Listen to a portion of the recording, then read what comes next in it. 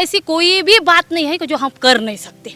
मुझे ऐसा लगता है जो भी मैं बात कर रही हूँ तो मैं बाबा साहब का पुण्यानुमोदन फर्स्ट टाइम करना चाहती हूँ। हाँ, अगर बाबा साहब ने क्या बोलते हैं ये महिलाओं के लिए नहीं किया होता तो शायद असंभव होता। मैं यहाँ भी नहीं रह सकती, इतना सुंदर इन्वायरमेंटल है यहाँ का, यहाँ भी नहीं रह सकती।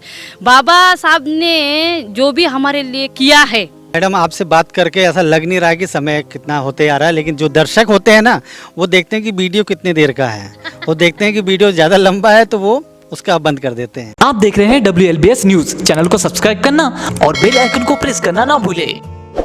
नमस्कार दोस्तों, जय भीम। मैं सुरेश आप सभी का एक बार फिर से स्वागत करता हूं। दोस्तों, हम इस समय नागलोक, जो कि नागपुर महाराष्ट्र में स्थित है, जो काफ़ी देखने लायक स्थल है। और सबसे बड़ी बात दोस्तों, मैंने आपको पिछले वीडियो और इसके पहले आपने जो भी वीडियो देखे होंगे तो आप नागलोक के बारे में समझ ही गए होंगे कि अहमियत रखता है, क्यों महत्वपूर्ण है। दोस्तों, फिर भी मैं आपको बताना चाहता हूँ, जिन दर्शकों ने पिछला वीडियो हमारा नहीं देखा उनकी जानकारी के लिए, नागलोक में बुद्धिज़्म का प्रशिक्षण दिया जाता है। बहरहाल हमारे बीच में है सम्यका मैडम। मैडम, सबसे पहले आपका हमारे चैनल में स्वागत है। थैंक यू और सभी को जय भीम। आपका अगर मैं अपने दर्शकों को परिचय देना चाहूँ तो जैसा कि मुझे तो मालूम है कि आप धम्म का कार्य करती हैं, महिलाओं में जागरूकता फैलाती हैं। उसके अलावा आप ऐसा यहाँ क्या कार्य करती है जिससे आपकी पहचान यहाँ आसपास में है? कि यहाँ बच्चियाँ ऐसी आती है जैसे उनको कुछ भी यानी बुद्धिज़्म का भी पता नहीं होता। तो ये वो लड़कियाँ यहाँ आती है और यहाँ आने के बाद हमें पता है जब बच्चियाँ घर छोड़ के आती है तो उनको एक अच्छा माहौल चाहिए और उनको ऐसा कि समझने वाला चाहिए। तो मैं 2 साल से यहाँ जब ज्वाइन हुई तो एक वार्डन करके मैं ज्वाइन हुई। खासकर तो मैं धम्मचारिणी हूँ, तो इसीलिए मुझे यहाँ बुलाया गया है, क्योंकि जो एक धम्मचारिणी होती है, जैसे हमारी प्रैक्टिस होती है, तो हम बच्चियों को समझ सकते हैं, उनके कुछ प्रॉब्लम्स होते हैं और बहुत सारी डिफ़िकल्टी रहती है बच्चियों की।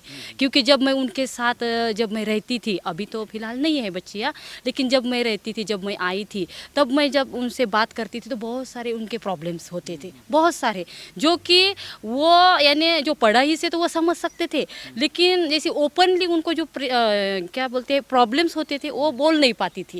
लेकिन मैं जब से आई तो मैं देखती हूँ वो यानी खुले मन से मेरे से बात करते हैं और जो भी कुछ बुद्धिज़्म की कुछ डिफ़िकल्टी हो, कुछ उनको नहीं समझता है तो मैं उनको हेल्प करती हूँ। आपने जिस प्रकार से बातें बताई, स्वाभाविक है लड़कियां आती हैं। सबसे बड़ी बात यह है, कोई भी पेरेंट्स मान लीजिए छत्तीसगढ़ का, राजस्थान का या दिल्ली का, जो काफ़ी दूरी पे अपने लड़कियों को यहाँ छोड़ेगा, तो उसको डर लगता है ना कि मेरी बच्ची का वहाँ सिक्योर रहेंगी या नहीं रहेंगी। जो बच्चियाँ आई अभी तक आपने 2 साल में देखा, ऐसी कोई प्रॉब्लम तो नहीं हुई? नहीं, ऐसी कोई प्रॉब्लम नहीं हुई है।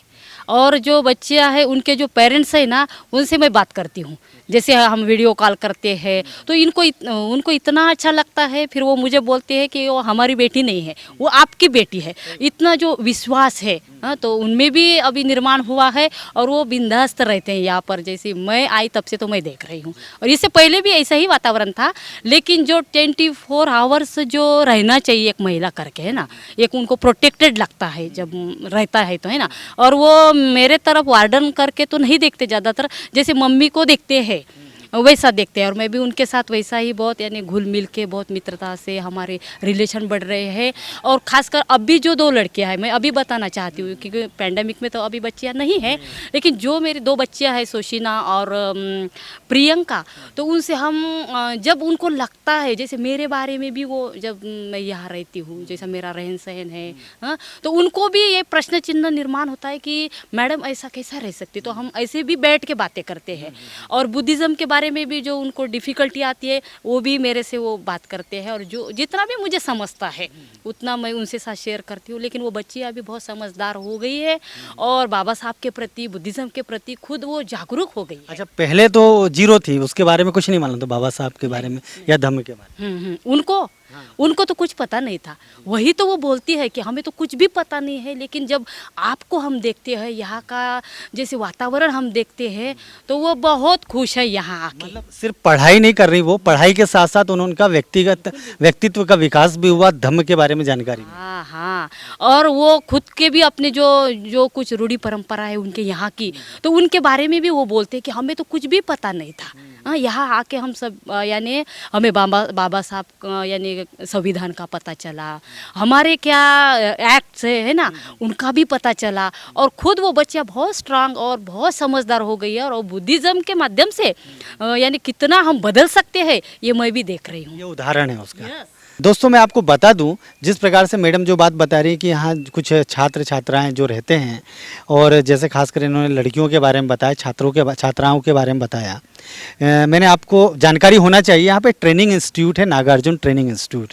तो यहाँ पर वो 12वीं के बाद वो ग्रेजुएशन लेवल की पढ़ाई करने आते हैं, और यहाँ आवासीय उनका परिसर है, यहाँ पे रहते हैं, और रहकर वो 3 साल की पढ़ाई होती है।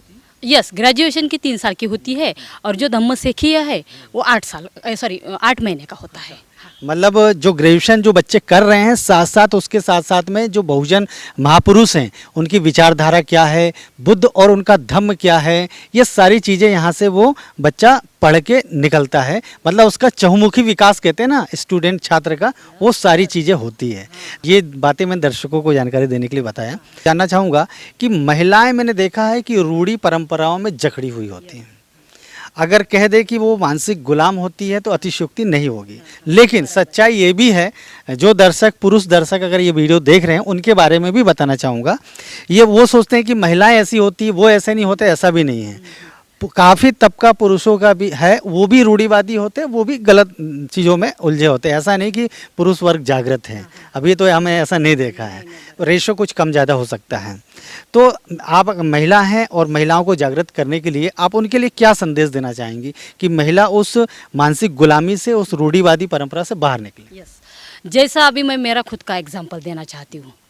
यानी मेरे घर का वातावरण काफ़ी अच्छा है, वो धम्मचारी है, मैं धम्मचारी हूँ, समझ सकते हैं। आपके पति भी धम्मचारी हैं? यस यस, मैं पहले बचपन से ही धम्म में हूँ, इसीलिए यानी जो क्या रूढ़ी परंपरा है, जैसे मेरा एग्जांपल अगर बताए तो मैं यहाँ मेरा बच्चा छोड़ के और मेरे हस्बैंड छोड़ के यहाँ रह रही हूँ।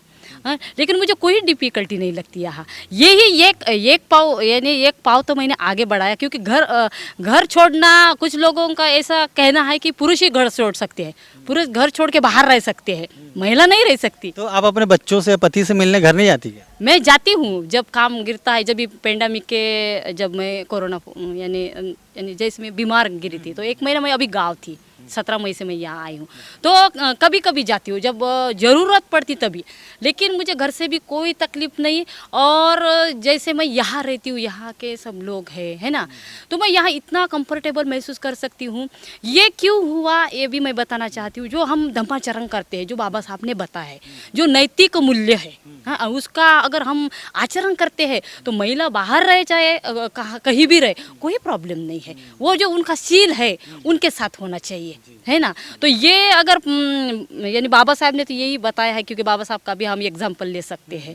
तो ऐसा नहीं कि महिलाएं घर छोड़ सकती नहीं, महिला काम कर सकती नहीं, महिला बाहर रह के अपने जो फैमिली है उसका यानी उसको सपोर्ट नहीं कर सकती। तो ये भी एक रूढ़ी परंपरा है, ये भी बदलना चाहिए। तो मुझे लगता है ये मैंने किया है, यानी मेरा एग्जाम्पल में। मतलब आपने जो किया वो बता रही हैं, मतलब कोई हवाई बात नहीं। हाँ, यानी खुद का जो एग्जाम्पल होता है वो तो यानी प्रैक्टिकली होता है ना। दर्शकों को मैं बताना चाहूँगा कि मैडम ने परिवार को छोड़ा नहीं है, परिवार की जवाबदारी भी उठा रही हैं, और जो उनका सामाजिक दायित्व जो है उसका भी निर्वहन कर रही हैं। उनके कहने का मतलब ये नहीं तो आप ये सोचेंगे परिवार छोड़ दिया है और लोगों को सामाजिक कार्य में लगी, ऐसा नहीं है। मैडम मैं आपसे और जानना चाहूँगा कि बाबा साहब ने महिलाओं को कौन से ऐसे अधिकार दिए हैं जिससे महिलाओं का अच्छा विकास हो सकता है? हमारे दर्शकों को ये जानना जरूरी है, खासकर जो हमारी महिला दर्शक है उनको। तो खासकर महिलाओं के लिए तो बाबा साहब ने बहुत कुछ किया है। जो मैं भी आज यहाँ बैठ रही हूँ, कि जो भी मैं बात कर रही हूँ, तो मैं बाबा साहब का पुण्यानुमोदन फर्स्ट टाइम करना चाहती हूँ। हाँ, अगर बाबा साहब ने क्या बोलते हैं ये महिलाओं के लिए नहीं किया होता तो शायद असंभव होता। मैं यहाँ भी नहीं रह सकती, इतना सुंदर इन्वायरमेंटल है यहाँ का, यहाँ भी नहीं रह सकती। बाबा साहब ने जो भी हमारे लिए किया है तो शायद बहुत ही क्या बोलते हैं कि वो सोचने की बात है ना। जैसे हमारे घर में सब कुछ होता है, यानी पूर्व परिस्थिति जो अवेलेबल होती है तो उसमें हम क्या बोलते हैं, उसमें हम खो जाते हैं। हमारा काम, हमारा घर, हमारी फैमिली, बस इसके अलावा हम कुछ नहीं सोचते। लेकिन अगर हम थोड़ा यानी क्या बोलते हैं जो चौकट है उसके सामने अगर पाँव डालते तो हमें पता चलता है कि बाबा साहब का कितना बड़ा यानी समर्पण रहा है महिलाओं के लिए। तो थोड़ा यानी मुझे समझ गया है, जो कि त्रिरत्न बौद्ध महासंघ के जो मैं सदस्य हूँ। और यहाँ मैं जो समानता देखती हूँ जो बाबा साहब ने बताई है कि जो महिला कर सकती है वो पुरुष कर सकता है, और ये जो समानता है तो ये बनते संरक्षित जी ने जो ये संघ निर्माण करके दी है तो उसके तहत मैं इतना कुछ बोल सकती हूँ। और बाबा साहब ने जो भी कुछ किया है तो शायद मुझे लगता है संघ के माध्यम से मुझे समझ में आया है, नहीं तो मैं भी इतना बोल नहीं सकती थी। शायद मेरी बहुत कुछ पढ़ाई हुई ऐसा बिल्कुल नहीं, लेकिन जो अनुभव है, जो प्रैक्टिस है, इससे मैं बता सकती हूँ कि कोई प्रॉब्लम भी अगर होता है तो मुझे लगता है मैं डर के मारे या मैं कुछ कर नहीं सकती, ऐसा मुझे कभी नहीं लगता। हाँ, तो अब यही यानी परिस्थिति ऐसी आ गई, हमारे गुणसागर का जॉब गया, उस टाइम में इतनी स्टैंड रही। मतलब आपके पति का? यस, मेरा बच्चा 10th में था और बिल्कुल परिस्थिति अच्छी नहीं थी, लेकिन उस टाइम भी इतना यानी मैं अच्छी कैसी रह सकी ये भी मैं बताना चाहती हूँ। जो कि बाबा साहब का जो लिखान है, बाबा साहब जो बताते हैं, कुछ तो भी मैंने पढ़ा है, वो मेरे माइंड में था कि नहीं, अगर ऐसी परिस्थिति आती है तो महिला ने भी यानी काम करना चाहिए, अपने घर की जिम्मेदारी उठानी चाहिए। ये जो समझ है ये बाबा साहब का जो कुछ संविधान है, जो कुछ लिखा हुआ है, जो कुछ पढ़ा हुआ है मैंने, तो मेरे समझ के अनुसार मैं ऐसा काम करती हूँ। ये ऐसी कोई भी बात नहीं है कि जो हम कर नहीं सकते, मुझे ऐसा लगता है। और ये क्या बोलते हैं, ये धाड़स, ये धैर्य, ये सब बाबा साहब ने लिखा हुआ है। और अगर हम पढ़ते हैं, वैसा आचरण करते हैं, परिस्थिति आने के बाद अगर हम शांत रह सकते हैं तो ये हम कर सकते हैं यानी समाज के लिए। ये तो मैं खुद का उदाहरण बता सकती हूँ। मैडम, आपसे बात करके ऐसा लग नहीं रहा है कि समय कितना होते आ रहा है, लेकिन जो दर्शक होते हैं ना वो देखते हैं कि वीडियो कितने देर का है, वो देखते हैं कि वीडियो ज़्यादा लंबा है तो वो उसका बंद कर देते हैं। तो आपकी जो महत्वपूर्ण बातें हैं हम अगली बार जब यहाँ विजिट करेंगे तो हम आपसे और भी दूसरे विषयों पर बात करेंगे। आपने जो काफ़ी महत्वपूर्ण संदेश दिया उसके लिए बहुत बहुत धन्यवाद। आखिर में हमारे दर्शकों के लिए एक छोटा सा संदेश कि वो नागलोक क्यों आए। यस, तो नागलोक इसलिए आहे क्योंकि नागलोक का विजन ही ऐसा है प्रबुद्ध भारत का। यहाँ जो बाबा साहब के यानी सपना था और वो सपना वो पूरा नहीं कर सके, तो हम नागलोक के माध्यम से ये पूरा कर रहे हैं। क्योंकि हम अभी यानी 20वीं बैच है धम्म से की बच्चों की, कि 20 बैच में कितने सारे बच्चे यहाँ से पढ़ के गए हैं जिनको कुछ भी बुद्धिज़्म मालूम नहीं था।